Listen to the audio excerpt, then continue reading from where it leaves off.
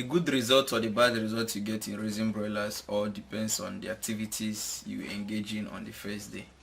So on the first day as a broiler farmer, you need to be more careful, you need to be specific, you need to be intentional in the things you are doing and more dedicated.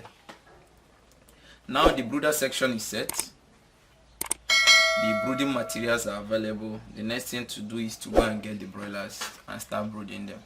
But before you get these broilers, there are some things you need to, there is this very important thing you just need to make sure that you've tried your best to stabilize it. You know, I recommend you use this thermometer to know exactly the temperature that you have in there. So you need to stabilize the temperature within your brooder.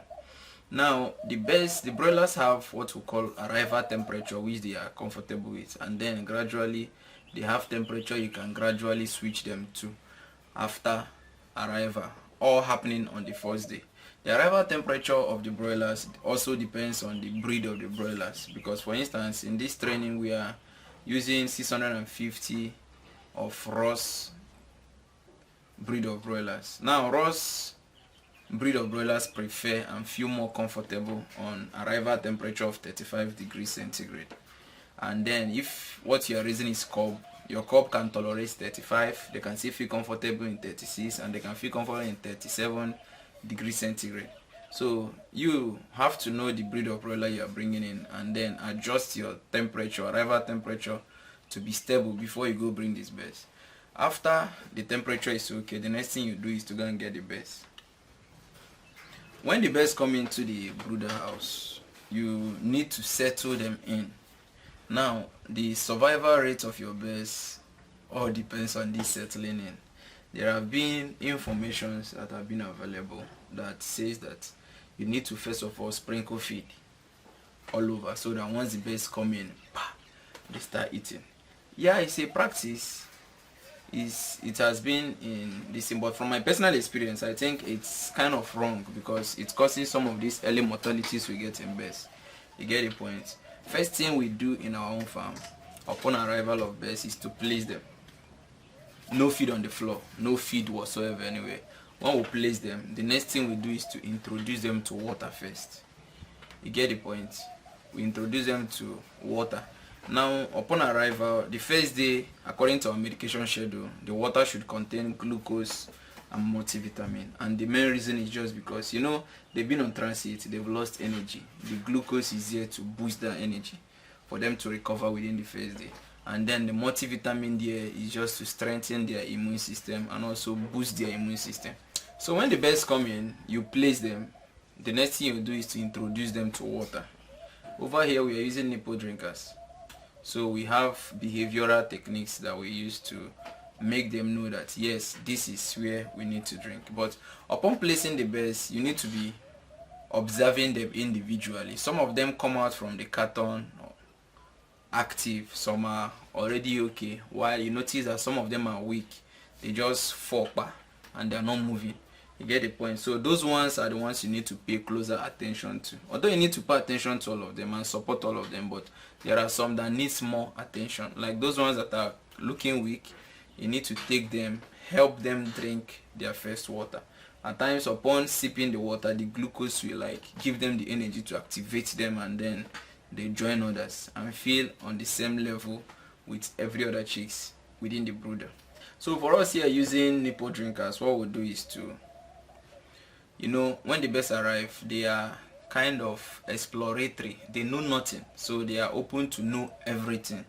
So what we'll do is to tap the nipple, the tip of the nipple drinkers. You know, it makes one kind of noise. That noise attracts the birds. Most of them will just rush to that place, and then with intention of trying to know what's happening here or trying to play, they get to notice that whenever they tap their beak on the nipple drinker, water will enter their mouth. When they've done this, like say 4, 5, 6 to 10 times, they automatically know whenever I need water, all I just have to do is to tap my mouth on the nipple drinker. Then also some of them that may not be willing to tap their mouth, what we do is we kind of allow water from the pipe, from the nipple drinker, to enter into the cup of the nipple drinkers, so that instead of them raising their head, they can just dip their beak and drink. So we do this for 30 minutes to 1 hour to make sure that every one of the birds have had a taste of the water. And also during this process and during this time of 30 minutes and 1 hour, the next thing we do is also to weigh the birds. You cannot evaluate the performance of your birds going forward if you don't know the starting point. So this first weighing, we are using digital scale to weigh them. This first weighing is for us to know the starting point. You've already seen the birds, you've observed them, they look healthy. Yes, the next thing, because they are broilers, is the weight. The good weight that is okay, the weight that is considered a nice arrival weight, is between 40, 41, 42 or 43 grams, or some of them can come in above that. But if you get anything lower than that, well, 38 is manageable, 39 is manageable. But anything lower than all these things that I just mentioned now, I think you need to look into that hatchery and be careful with dealing with them in the future time.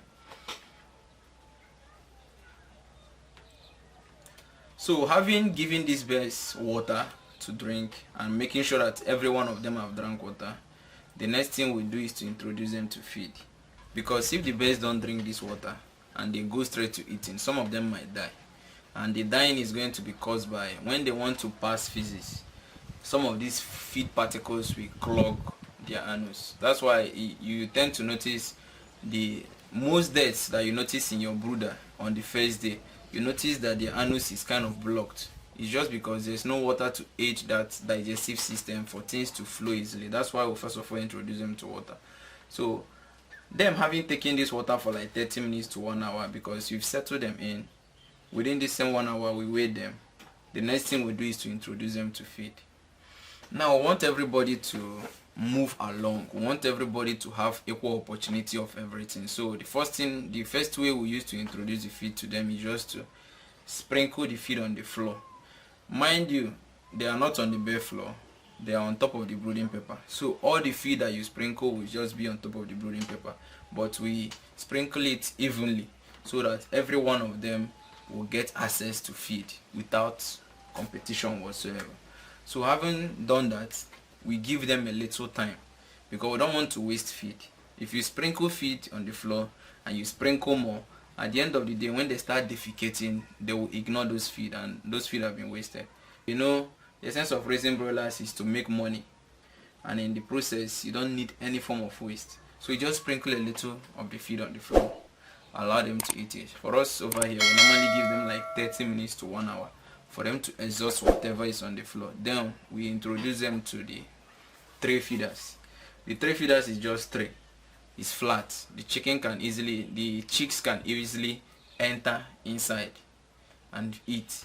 And in the process, yes, they will defecate inside and all that, but it doesn't matter, because as a farm attendant, your duty is to, as you are checking these birds, one of your duties is to always remove the fecal materials inside the feed and then sprinkle more. Another thing that we do is also, we want to make sure that everybody have eaten and everybody have drank water. So on intervals, maybe say like every 2 hours, we come in and check the birds, and then we do what we call the crop check. If you look at the bird, you notice that there is a bulge somewhere by the side of the neck when they are still chicks. That's the crop. You understand? So what we do is just to palpate it, just press it a little, not chokingly, just a little, to check what's inside. If the crop seems empty, that means that particular bird has not eaten and that bird has not drank water. So what you need to do is to support the bird first to drink water, and then next you take the bird into the feeder to feed. Now when you palpate this crop and you notice that it feels kind of, the consistency feels hard, that means these birds probably have been eating, but there is no water in the system. What you do is to take the bird closer to the drinkers to drink, and then when you palpate it and notice that it's too fluidy, that means the bird have been drinking water since but has not been eating. So what you do is also to take the bird to the feed to eat, and normally the life cycle of a chick, a broiler, is just to eat, drink, play, and sleep. So we also use this knowledge in checking the birds on the first day by doing that crop test. And also going along, if we notice any of the chicks that is sleeping during this our 2 hours rotation coming in to check them, if you notice any bird that is sleeping, we still do the crop check. If we notice that the consistency there looks kind of fluidy and has kind of gritty consistency, that means there is food in there and there is water in there. We just leave the bird to rest because it's still part of their cycle: feed, drink, play, and rest. Then after the first 5 hours, at times you can do it after the first 6 hours, the next thing you need to do now is the birds are fully settled in. Now the next thing you need to do is now to gradually reduce the temperature a little bit, and the recommended temperature to reduce it for rows is between 32 and 33 degrees. But you have to be observant as a farmer. If you reduce it to 32 degrees and they start clogging together, the birds start coming together to huddle, or they start going closer to the heat source, that means you need to increase it a bit then. But between 32 and 33 degrees is where the Ross breed of broilers feel comfortable after the first 5 hours that you are now gradually reducing the temperature. Then for the cup breed of broilers, it depends. At times you still leave them on that 35 degrees, especially if the arrival temperature was 37. You can now bring it down by -2 for them to be around 35. But in doing this, you just need to be observant because you don't want to over choke these birds with heat. You get the point? You don't want to introduce them to heat stress. But in doing this, you just need to be observant as a farmer. Are the birds panting? Yes, they are panting. If they are panting, that means the heat is too much. Are they huddling together? Yes, if they are huddling together, that means the heat is not enough. That's why they are coming together to generate body heat among themselves. Or are they going too close to the heat source? If that's yes, that means the heat is not enough, equally circulating around the room. That's why they are coming too close. So all these things are what, as a farmer, you should be doing routinely to anytime you come in, you check the bird. So as a farmer, how will you feel at the end of the first day?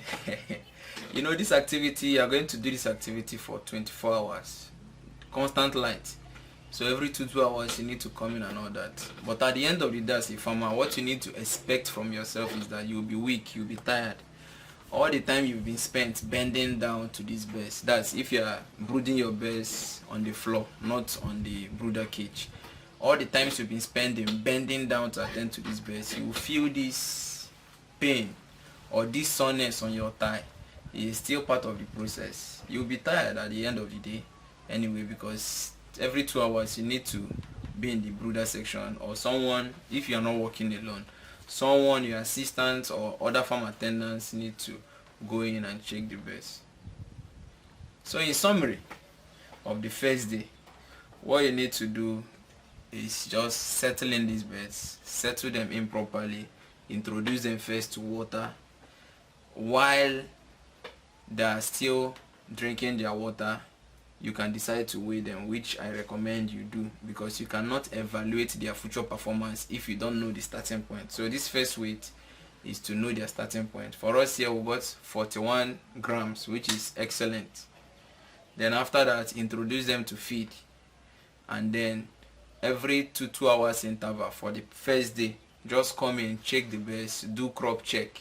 And which of the birds are you checking their crop? The birds you are checking their crops are the ones that are sleeping or the ones that are playing. But the ones that are eating and drinking, you can leave them because they are still doing part of their normal routine, which is eat, drink, sleep, play. These 4 routines. So when you don't see anyone sleeping, resting, or excessively playing, just catch that one, do the crop check to know, is there feed and water inside? If there is, then you leave that one to be and do whatever he or she wants to do with her life.